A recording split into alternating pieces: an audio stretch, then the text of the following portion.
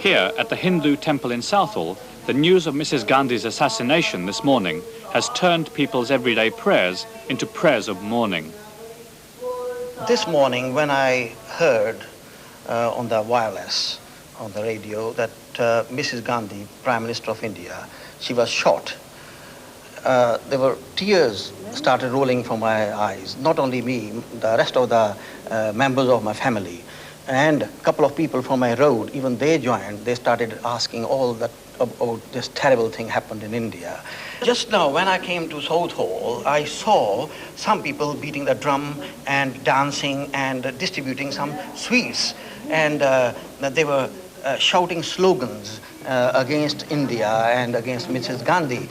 The people rejoicing in Southall were a different group. They were the more militant members of the Sikh community who saw the assassination as an act of revenge. If I was in India, I would do the same thing to her, what they did there. I'm very glad, I'm happy, I'm celebrating today. She's dead, and I'm the happiest man in the world. This jubilation, however, was not shared by the more moderate members of the community, who were quick to condemn an act of violence. It is not the mass of Sikhs or the Sikh politicians who are involved in this killing. It is the isolated act of an individual who must be deeply hurt. I think it is a release of the tension mounting in their minds after the events of June 1984. And after a few days, I think this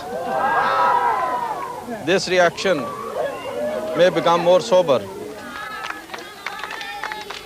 So, whilst the festivities continued outside the Gurdwara, those taking a more considered line inside stressed that the murder did not have the backing of Sikhs generally. But in real sense, Sikhs are not terrorists. They are practicing peace-loving and honored nation. Do you think that the violence has now come to an end?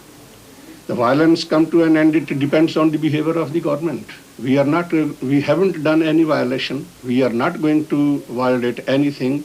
We are peace-loving people, and it depends on the behavior of the government. What has happened in the past, it was all the creation of the Indian government's attitude towards the Sikh community.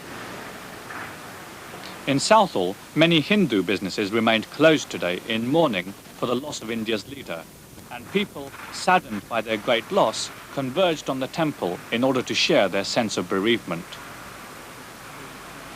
We are feeling, we are fighting as a member of family. As the two brothers are quarreling, so I feel, I am realizing in this way. But they are feeling, they are in tension. I would like to condemn the killing of a prime minister of any democratically elected government.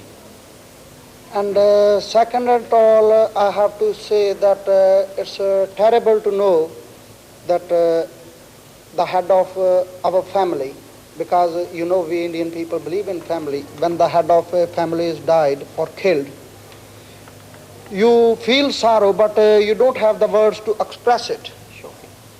It's shockful, and it's a disgraceful act which is done by a few terrorists or extremists, you can say, you know. But the thing is that these things, the which way they think that they try to take the revenges, if the revenges are the main basic motto of the life, then the communities can't flourish, they can't fulfill their dreams, they can only be just revengeful and me take revenge from you, you take revenge from me. So in those terms, I can say that this was very, very disheartened and a big blow to Indian community as a whole and Indian community inside the India. That report on the real Sikh